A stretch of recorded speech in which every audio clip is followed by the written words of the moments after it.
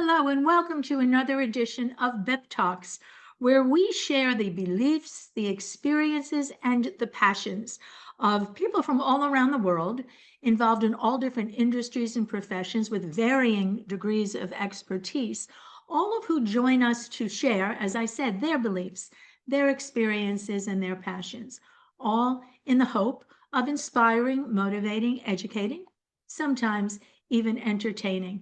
And today is certainly no exception. My very special guest today is Shareese Evans. And what a wonderful story she is going to share. So, with no further ado, let me bring Shareese on and introduce her to everyone. Welcome. Hello, Beth. A pleasure to Hi. be with you today. So happy that we are meeting like this, and I so anticipate just a wonderful well, I know there's no doubt we are going to have a wonderful conversation. Let me just share with our viewers a little bit about you, Shareese, because you have a wonderful body of work, a wonderful curriculum vitae, if you will. You are you're a success coach. Yes, You are a an international best-selling author of your book yes, that we're going to talk about in a little while. You're going to share all of that with us. You were also a philanthropist. And I love the term impact speaker, which you're going to share a little bit about what that means to you and therefore to your audiences. And I know that you work with a wide range of people from different industries. I know I read about you in healthcare, in tech, in the financial sector, women-owned businesses. So you are so well-rounded, and there are probably some of all of those categories who kind of come together in one personality. So again, I welcome you to B.E.P Talks, and I thank thank you for the you. story you're going to share. Thank you So so much, Beth. my pleasure, tell us about your international best-selling book. Yes, so the power of one is really about the power of you. And I share five key essential things that I think people should think about when they think about success. And so it's really not in the terms of success in the way that the world kind of shapes success, meaning that you have wealth, you have power. I really talk about the power of you. And the five essential keys is really about you connecting with people that have influence that can basically connect with you in a meaningful way in order to see you, to see your value, to see your worth. And then I talk about one life changing decision. I believe that people have the ability to move in a way that can really catapult them to whatever level that they can see themselves being in. And so, one life changing decision is really about you deciding that you have the power to decide how you want your life to be shaped, how high you want to go, whatever that may look like for you. And I always say, never compare yourselves to others because you have the uniqueness and the authenticity that separates you from anyone else. So, that's one life changing decision.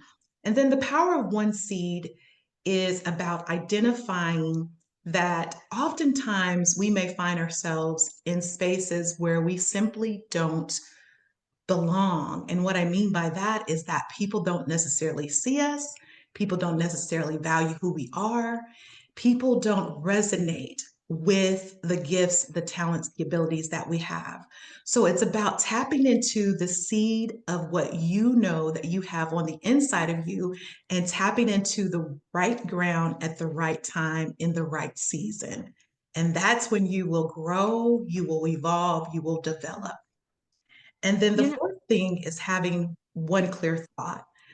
Oftentimes, I always say a double minded person is unstable in all their ways, and that is scripture. And so when you think about going with the flow or going with the wind, that can be sometimes stagnant. But having one clear thought is about you identifying this is what I know that I was created to do.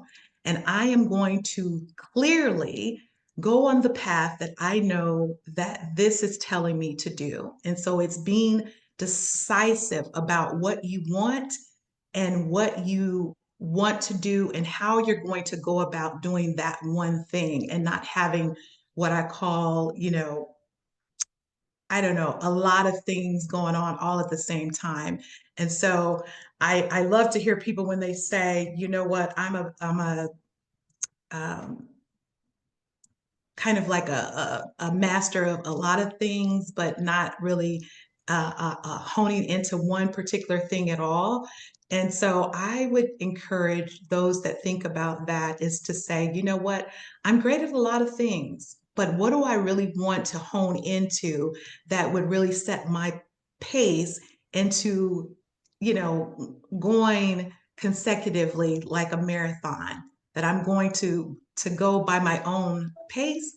I'm going to go by my own beat, but I'm going to get to the finish line by focusing on a designated path and a finish that is reflective to something that I know that I can achieve based upon what's built on the inside of me. And then finally, the one experience is about, we all have experiences that shape us, mold us, and create who we are as individuals. And it's that one experience that can set us apart from anything that we're doing. And so it could be the fact that I am connecting with you, Beth, and that one experience can open up a window of opportunity for me to be exposed to millions of other people. It could be a one experience of I'm connecting with an individual that I simply admire. And because of that one experience, it has shaped and changed the way I think about a thing to set me up for success. And so, those are the five essential things that I really write in my book. I give really great examples on how I've worked with people over the period of years that I've been in tech and what I've learned from those experiences. Wow. You have, oh my gosh, you have said so many things, and I was wanting to jump in like a half a dozen times there. Um, I love that you said the one is really yourself. And am I interpreting this correctly when you're saying, think about the one thing? Um, it's think about, well, it's what we talk about here, your beliefs, your experiences, and your passions, what you are willing to go to the map for, what you're willing to own it, be accountable for the results, and dig in as deep as you need to dig to get the results that you want. Why is it?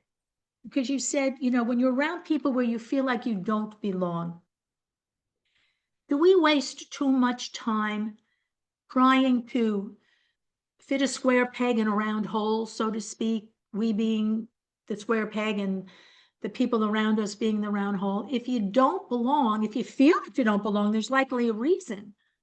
That's right. That means that you're really not in the right space with the right people that see you and that value what you bring to the table. And I think we do spend a lot of time trying to fit in situations, in circles, in Yeah, conversations, yeah, in whatever it is that we're doing that simply doesn't speak to who we are, and I would say magnetically draw those people that get you. right, right. And I think that's particularly true. And I can say this as a woman.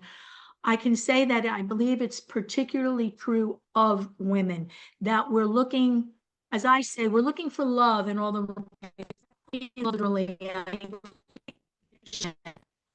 agreement. We're looking for the blessings of other people to do what it is that we want to do. And I've said, in public speaking, you don't need to ask for permission and you don't need to apologize when you're great, when you get the result you want. It's to thine own self be true, to quote someone a long time ago. I wish I should know who said that. It's really fascinating. Are we looking for excuses not to do things? Are we looking for kind of an easy way out because you didn't get that blessing or you didn't get that validation from others that really shouldn't matter to you so much? In my experience of working with leaders over the course of my 14 years being in tech, I really don't believe that we want permission or we are leaning towards having an excuse for a way out. I think it's more of understanding what is it inside of us that is in conflict of whatever the thing is that's causing us angst. And Hmm. whatever that thing is, once we call it out and we're willing to face it, so I believe it's more of a courageous stance of being not fearful towards the thing that we think may be too hard, to challenge ourselves to go deeper to the things that naturally our bodies are telling us that you are well equipped to go forward in the things that you believe that you have on the inside that is challenging you to step out on that thing. And so, what I've learned when I've worked with leaders is it's about honing into what is getting in the way of you stepping out and moving past your fears in order to take the leap or the next steps towards what your body is telling you that you're fully equipped to doing. So what have you found in your 14 years experience? What is that one thing, that excuse, if you will, that reason why we don't act as fearlessly as we are capable of? What is that one thing? You know what? I don't think it's necessarily one thing, but I will put a pulse on what I believe most of us are challenged with, and Please. that's imposter syndrome. And so have you heard of imposter syndrome and really what that kind of entails when it's in relationship to the things that we fear about our truth and our worth? Oh, all the time. It comes up in so many instances and in so many different applications. For those who might not be as familiar, would you please explain from your reference what imposter syndrome is? Yeah, so imposter syndrome in a nutshell, and I know that, we can go deeper with imposter syndrome, but really imposter syndrome is really about you believing a falsehood about yourself that simply isn't true because you feel like you're not worthy. Hmm. And that can show up It's, in many different ways. oh, it's self-imposed. It is self-imposed. That's so sad. Indeed, indeed. So sad and so true. What do you, in your coaching and in your experiences, what do you find is the best way to deal with that, if that is the main reason that's holding back, that what we don't think we're worthy, we're not accountable for the results, we're afraid of being criticized? How do we get over all of that? Yeah, so I can touch on a couple of things that I know to be true. When I worked with executive leaders, they were really working at their highest level or their maximum capacity of excelling at their role. But yet, they were struggling in areas that you wouldn't believe, such as connecting with the people that reported to them in a meaningful way. And a lot of times when I would coach and develop those executive leaders, they would come to me and they would say, I don't understand why I'm having challenges with the people that report directly to me. And I'm not having the type of success that I want, even that I'm, at a senior leader. I've gotten to this place, but for whatever reason, I'm not reaching to the capacity of seeing some of the goals and initiatives that I want to excel in. It's not moving the needle with my people. And I said, well, what do you think is happening? And perfectionists actually, and I would say that I would kind of title my senior leaders as perfectionists because they want to come across as they have all the answers, that they're getting everything right, and they never really tap into their direct reports to ask, how can we better do X, Y, and Z? Tell me what's going on from your lens of how we can better serve our customers or our clients.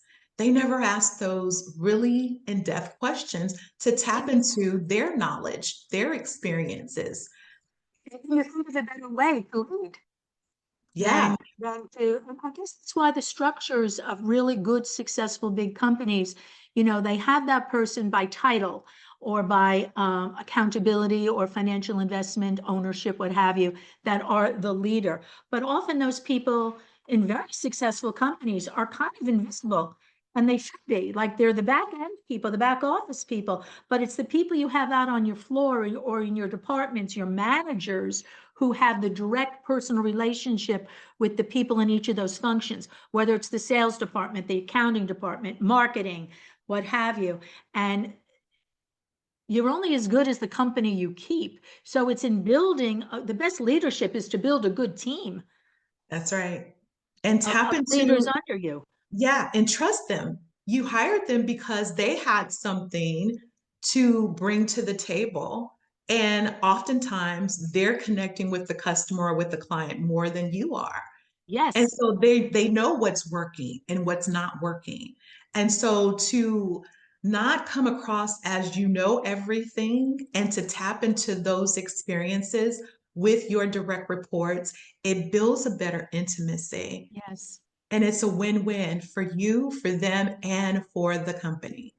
And I think that for your staff people, let's say, or employees, whatever, what feeds their soul so much is to know that their opinion is valued and that they have the opportunity to contribute and to meet with and to let them know that they're not invisible and you're not deaf to them.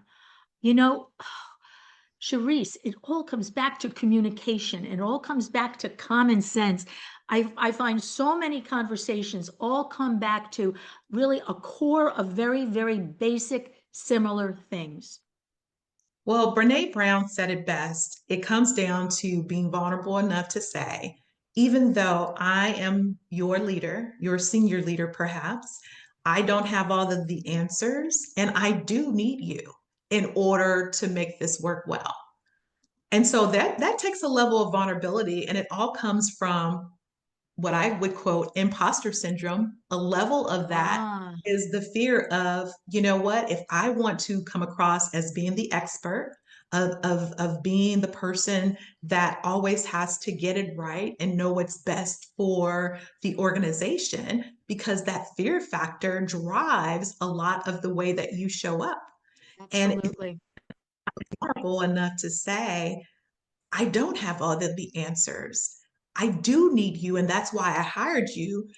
And I do want to hear from you to show up in a way to let me know what's working well. What are some challenges? Yeah. How can we meet the customers where they are in order to make things better? And not only for the customer, but let's say you as the employee, what's missing in your role that can make your life easier? I don't think enough of our leaders ask those questions and want to do something about it once we hear what it is. Smart, so smart. Common sense, common sense. Being a know-it-all is not a sign of strength. It's really a sign of, as you said, vulnerability. I'll call it weakness. And when you can be honest with yourself, you can then be honest with other people and be humble. And my dad was my mentor. And one of the things that I learned long, long ago, decades ago, was a really powerful sign of intelligence is to say, I don't know, but There we I'm go. gonna but I'm gonna find out. And Or that I'm going to ask questions to the people that do this every day that might already have the answers. I just haven't had enough interaction and exchange with them and open up the dialogue to say, hey, how can we fix this? how can we together? How can we fix it together? And that Yep. truly is the sign. And I've led, big teams of people, and it was always very much we had Friday lunches together where people could sit down and talk and share and whatever, and being available to people. And I learned so much from them. Yeah. Yeah. And that's how then they grow their own career path and advance to become, hopefully not an imposter down the road, but someone who, having lived through it, yeah. And I've worked with those kinds of people too. I've been consultant for people who, because they had a title that entitled them. And that's a word, entitlement, that is just, I just don't like that word. I Yeah. just don't like that word. And I it find keeps us myself stuck. watching TV, holding my cell phone, and if I'm watching the news or something with everything going on around the world, if I hear a term used in a way that I'm not sure, the first thing I'm doing is Googling. I'm Googling to learn something. That's right. And to say, well, now I understand it. Now I am entitled to an opinion about it. Now I can share it. I can empower others. And it all begins with the seek for knowledge. What inspired you? Did you have a personal experience yourself that inspired you to do this kind of work and to write this book? Beth, thank you so much for asking that important question. One of the things that I've learned in tech, when I started out in my career, I was a leadership learning and development coach. And one of my main roles was really to bring my leaders into a circle of development. And so the topics that we would talk about is, how do I engage my team better? How do I maximize my workday in time management? How do I become a more effective leader and have the right impact? And what I found when I was developing those leaders is that we would have those discussions, we would have the sessions, we would talk about the topics, but I would find that some of those leaders would come to me later after the session and have one on one conversations and have a heart to heart about I am struggling in these Mm, areas. And I really don't understand, even after going through the session, of what is it specifically that I'm doing that's having a negative impact on the way that my team is relating to me. And mm. so session after session after session, I started to unravel that a lot of the challenges that individuals were having kind of bleeded from their own personal work, the things that they really had not focused on in their own personal development. And Mm. anytime that you have some things that you're challenged with in your own personal work, the things that you're struggling with internally, those things start to bleed into the workspace, unfortunately. Sure. And so we would start to begin to do some one on one coaching collectively with some of the leaders that reached out to me. And I kind of work through that in my book, which is how kind of the power of one was developed and birthed out into the world. Because I learned through some of those examples of how I was really able to help everyday people in their own careers really move the needle on where they aspired to be from where they were sitting. And were they often surprised of, not to oversimplify, but were they often surprised at the potential of moving that needle and how it were so possible? Yes, indeed. And so, one of the amazing things about when you help someone to say, what is getting in the way of you doing whatever it is that you're sharing with me, so they're being vulnerable because it's just a one-on-one conversation, but Yeah. they're not willing to share it with their Yeah, direct safe. reports or their boss or whomever it is that is in their circle. But when they understand that, hey, this is work that I can easily do if I have someone like yourself that is going to, number one, take off some of the blind spots that may exist that people are simply not aware of. And so it's removing those blind spots. And then once they see what those blind spots are, those things that are getting in the way of them just moving in that right direction, they're willing to do the work in order to seek success and come out on the other end. It makes so much sense. So we often hear the term work-life balance. Am I getting then that when you can make whatever the adjustment might be, that, and I don't know that there really is, you don't have your work life and you have one life, you have one being, you are one person. One thing affects the other, but does it tend to, once the foundation is steady, everything above it gets steadier? For sure. And I always say, start with you. Start with you. Most oftentimes, I'll ask a simple question. I'll ask a person, tell me who you are. And they begin to tell me the work that they do. That is not Right. who Right. you are. It gets so blurred. It gets so blurred. So when someone says, okay, who are you? If you asked me that, I'd say, who am I? I'm a Christian woman of Irish Scottish descent. I'm one of 6 children. I'm the oldest girl, 3 boys, 3 girls. Is that the kind of stuff you want to know of who you are? Like, is Yeah, that what it is? yeah. So I would really love for Beth, the first thing that you said resonated with me. I am a Christian woman. So you identify that inside of me, there is a spirit that lives there. And Mm. it is through that spirit that illuminates and connects me with other people. That is an amazing identity crisis that I think a lot of us have, is that So we did I don't. do good? Did I do good? Yes, you did. Yes. Uh, Yes, you did.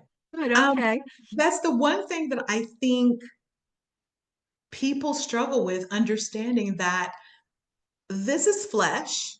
Who are you on the inside? Mm. That if Shareese didn't show up with this shell, tell me who Shareese is. Meaning that I have a personality outside of this shell that is electric. And so can you tell me and identify who that person is?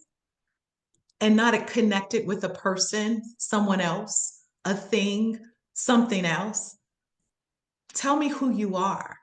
And And if you are your authentic self, okay, so what I do for business is one thing, but who I am is not yes, what I do. Should it be apparent to other people who know you? Should they be able to, in this example, describe me as they see me? If I'm being my authentic self, should they be able to describe me? yes, I think it is a beautiful thing for someone to have a perception of your being, but not be 100% on point with what you truly are. And so that can be telling of the way that I show up. Is that in alignment with the way that someone else perceives me? Right, right. And if you're hearing things about yourself that you're like, oh, that doesn't sound like me, that does that mean you're presenting the imposter syndrome, that people are getting the wrong idea of who I am actually? If they're saying, oh, that's not me. No, that's no. Yeah. Yeah, That's, or bingo. that's not who I want to be. It's not That's not how I want to be perceived by others. That's right. That's not the way that I am really truly wanting to show up. And if Right, others are perceiving me in that light, then I really need to do some self-assessing about why is this person viewing me in this way? What right, is it about the way that I'm choosing to show up that is showing them a person that I really don't resonate with? right. Especially if it's not, if it's very negative, it's like who you just don't want to be. Like if people describe me in a way that I said, oh my gosh, that is, That's I terrible. don't want to be thought of that way. I don't want to be remembered that way. I don't want to leave that impression. Yeah. Who suffers more, if there's an answer to this, who suffers more from imposter syndrome, if either men or women? I think women do. I do too. Yeah, for sure. We are always in the business of wanting everyone else to be okay. And we think less of ourselves and we always put ourselves on the back burner. And if I can challenge we as women to understand if we're not well, we're not doing a service to those that we love. Absolutely. Absolutely. Women think it's selfish to put themselves first. And that's why I always say, that's why in the airplane, the oxygen comes down and they say, save yourself, because if you don't save yourself, you're of no value to anybody else. That's right. And I've also coached people to say that sometimes you're doing things for the wrong reason and you're not getting any, even as a coach, you do deserve to get self-satisfaction, I believe, in that you're helping somebody else, that you're not bitter because of it, or you don't resent that that's your role, that's you being your authentic self, um, and the opportunity and the blessing to be able to help somebody else. And I think often, even in my own experience, that there's a lot of self-help in that exchange. Sure. For sure. I can tell you, Beth, that one of the beautiful things that I've learned is that when I hear others tell their story, it gives me permission to heal in areas that I oftentimes see myself. And comforting to know it's not just me. That's right. It's not That's just right. me. Going And back the to that we both agree that we women tend to suffer more from imposter syndrome. I think it's because we are still in history, is that women feel the need to overprove themselves, overstate their cause, their purpose, their being, trying to prove it to somebody else. And in hearing it, I think really trying to live up to your own expectation of yourself. And we all know that the world doesn't go on without women. And That's right. we are the more practical. We use common sense more, I believe. I think we're natural problem solvers and seek to solve problems. Yes. Well, we're the Yeah. birthers. I always say we're the birthers of the world, and whether or not we ever birth a child or not, we innately have the ability to mother. And Oh, what that yes. means is that we're always cultivating, we're Yes. always nourishing. That is an innate thing that has been given to us as women. And What so, a privilege. What a yes, privilege to have yes, that maternal instinct. I don't have biological children. And when I've said that to people, like, depending on the situation, they go, oh, yes, you do. Yes, you do. You for have a lot of sure. children. You have a very natural maternal instinct. And I'm also an empath. So I feel very sensitively what other people are feeling and can really help bring that out, which gives them the opportunity to have that aha moment for themselves, which again, I think is somewhat self-therapy as we keep doing it. As you help For others, you sure. should get something out of it. You should have a feeling of great satisfaction if that's how you spend your life, I believe. And that's what we're Yes, born to do. So yes. can you give us, you gave us the five essential tips there. Can you kind of sum it up, Shareese, and say that here are the best three things that a woman can do for herself to Wow. recognize that she is, when you say the power of one, and that each of us is that one, we are that one for ourselves. Yeah. So, is there, and I don't mean to put you under any kind of pressure there, is there a way for someone to truly know how to describe herself? I will say it best this, and I kind of close my book on saying that of all of the different five essential keys to being successful, really the power is the power in you. Right. And so, as the essence of connecting with your inner core, of asking yourself this one question: why was I created? Wow. Not a small question, deserves a big answer. Yeah, yeah. I'm here because there's purpose. And there's something on the inside of me that is significantly unique and different from anybody else across the globe. And if there's one thing that I would ask anyone to journey on to understand their worth, their value, and how they are choosing to show up, is to ask that question of themselves: is why am I here? What purpose am I meant to serve? Is And it based ever too late to upon, discover that? Is it ever too late to it is never too late. find that answer? It is never too late. And just because you start doing something in your 20s, it may look significantly different by the time you're in your 60s. I would hope so. Yes. And so to always think about evolving, meaning that I started here, but I'm now evolving to someone different. I Mhm. started in my industry as a coach, but now I am starting to basically give back all of the things that I've learned through my journey in order to help a broader landscape of people across the globe. That is my evolvement, is that I did it on an organizational standpoint across 50 states. Mhm. And now I'm starting to broaden my horizons by birthing this thing through the essence of my book in order to reach the masses of people across the globe. Is that not the most fundamental definition of growth? I mean, it's like physical growth also, expanding. It has movement, it has life. Um, that it's okay to change and it's okay. Something that I think we all have trouble with saying,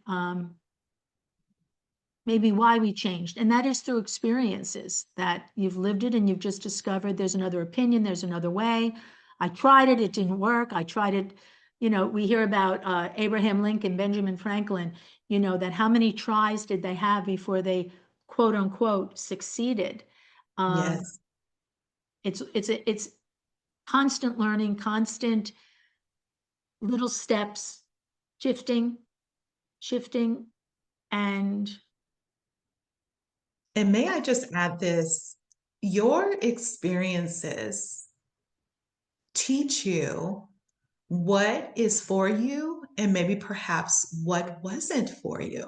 mhm, mhm. And so those life learned lessons are blessings.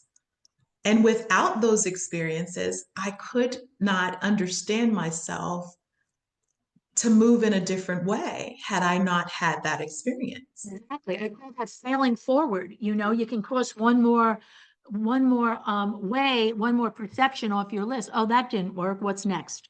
That's There's right. no such thing as, as failure. It's just it didn't succeed. So now you try again.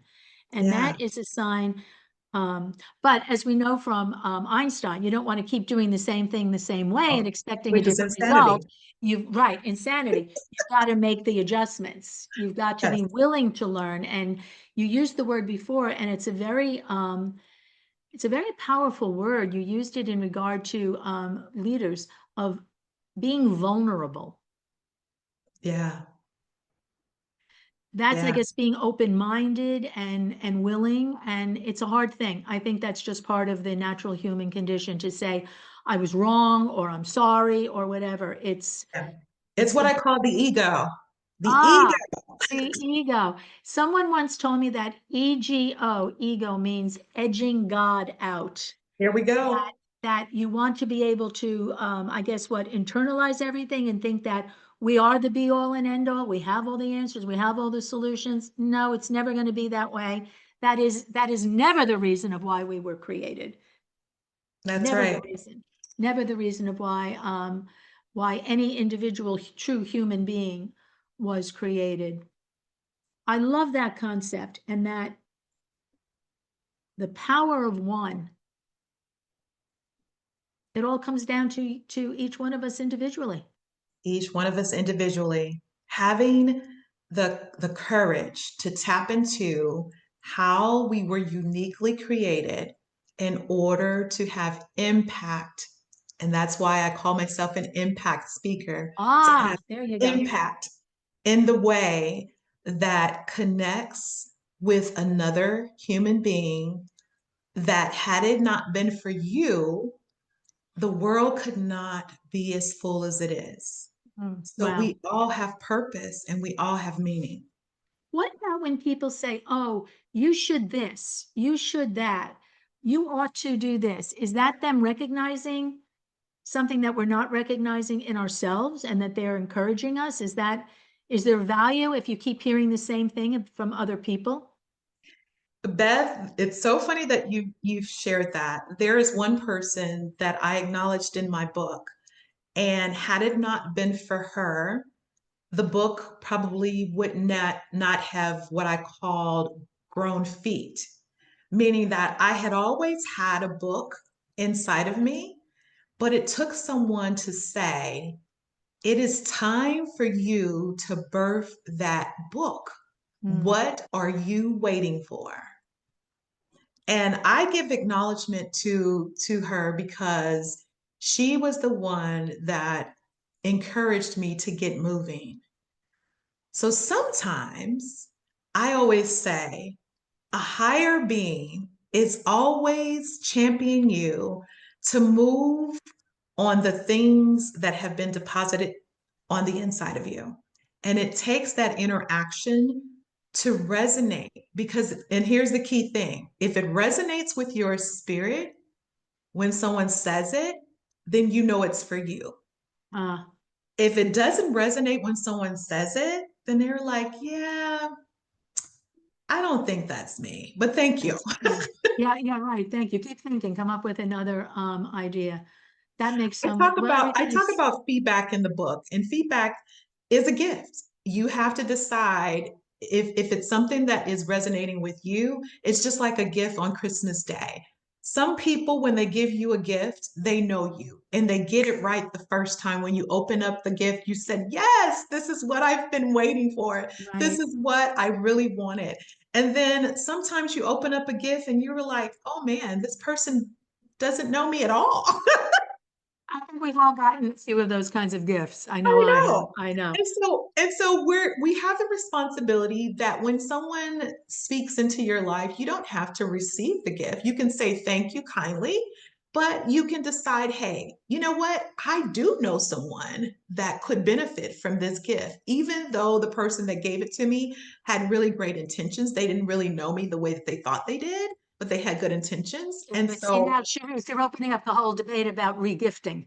And there's definitely, there's definitely opposite opinions about should we yeah, regift. yeah, yeah. I think it's kind to be mindful that perhaps this particular gift didn't resonate with who I am and my personality and style, but I do know someone that would absolutely love it. And so that's when I think it's appropriate for regifting. Right, even if it's goodwill or the veterans or what have you, moving Yeah. on and someone will benefit from it. I said it before, it goes back to common sense and it goes back to practicality and logic. And those are the guidelines that I try to lead my life by. If it doesn't make sense, if it doesn't seem logical or practical, it's probably not suitable for me in my comfort zone. But always be willing to learn. There was something else that you said earlier. You said double-minded. What did you mean by double-minded? So sometimes, and I think women can be guilty of this more so than our counterparts. And because we want to be people pleasers. Ah, When we have an idea in our mind that this is what I want to do, because we are in the mindset of being a people pleaser, we sometimes will settle for doing something in order to go along to get along. And I encourage people to not be double minded, be steadfast in doing what it is that you set out to do. And even if it doesn't necessarily agree with someone's idea about how you should be moving, sometimes you have to be okay with doing it anyway. is there a degree of compromise in that? It depends on the situation, I would say. It depends on the situation. Um, Most oftentimes, if we're in relationship with marriage, I think that yes, compromise is something that you would want to consider for the healthiness of the relationship, but not to the demise of doing it and dimming your light for the sake Right, of right. I believe it's Voltaire. I've quoted this so many times. I don't agree with the word you're saying, but I will defend to my death your right to say it, which it. is kind of saying, I accept your thoughts, you can accept mine as well. There we And go. yeah, and it's agree to disagree or yeah, but not to just enable people when it's going against your values, your your better judgment, your authenticity, going back to that, you shouldn't compromise yourself for the sake of somebody else.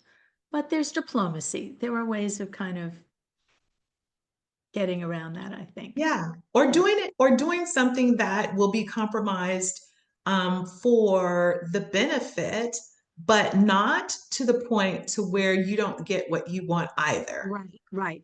I have a phrase that I say, well, gee, that's very interesting. I never thought of it that way, which is a way of saying that I think about it in a completely different way. So it's kind of neutral. It's not surrendering. It's not saying, oh, now I agree with you. It's just saying, I never looked at it that way.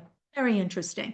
And it kind of leaves the person, I think, on the other end, gee, I wonder what it was that she does think. I wonder why she That's said, that's leave them right. guessing, and then maybe they have a little bit of open-mindedness there too. This is so fascinating because what you're talking about and what you know so brilliantly and share so abundantly and generously is truly understanding human nature and why we do what we do, why we don't do what we don't do, and that there usually are reasons that somehow we can justify to ourselves, or for too many women, be willing to not be the best that you can be, of Yes, not being, and that's something that, our, maybe our mothers, maybe our grandmothers, and certainly so many of the majority of women from those years on, did to go along to get along. And but still control, and I don't mean that in a negative way, still have a total grip on the family.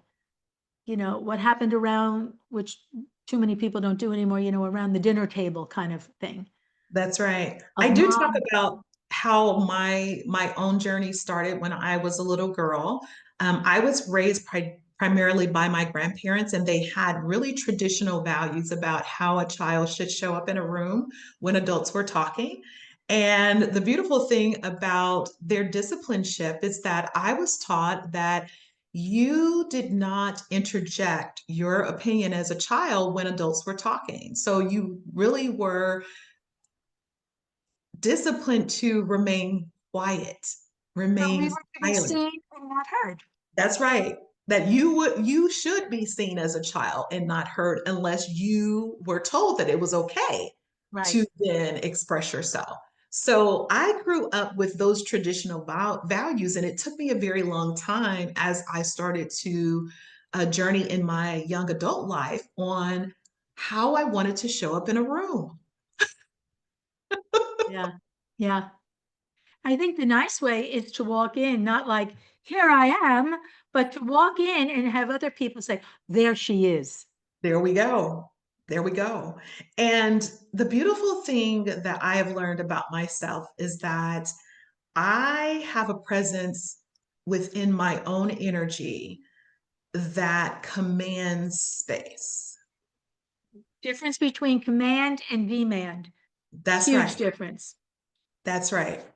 Yes, And I have the ability, because I have been taught to listen more than I talk, is that I have the ability to birth things out in others that they don't naturally see themselves doing for themselves. clearly And you so do. I have the ability to call a thing out and give someone permission to walk it out in their own lives.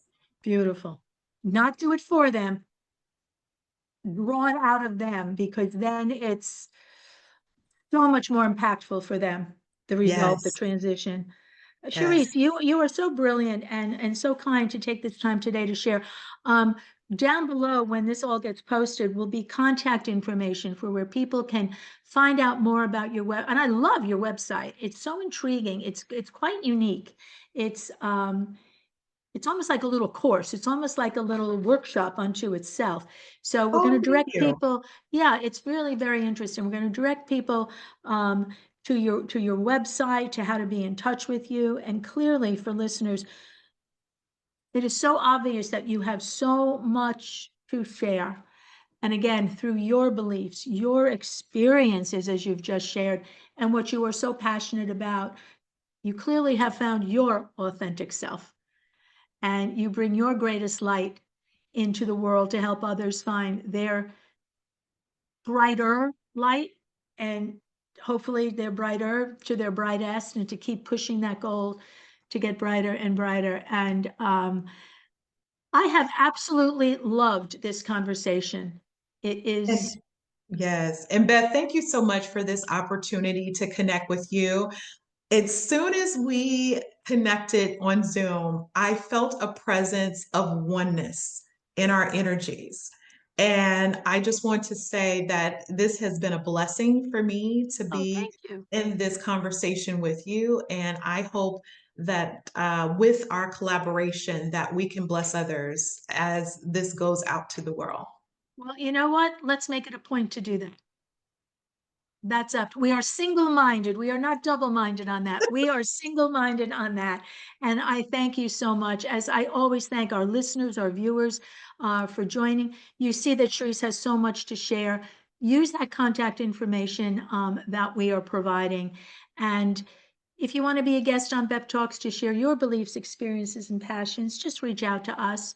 We're happy to have you as a guest.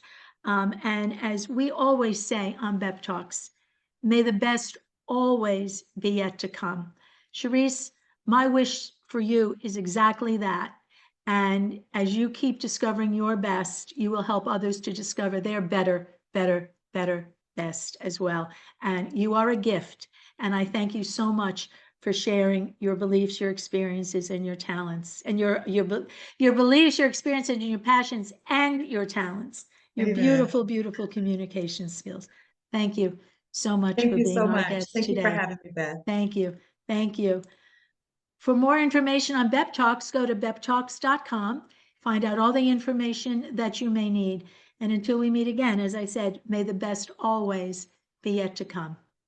Bye for now.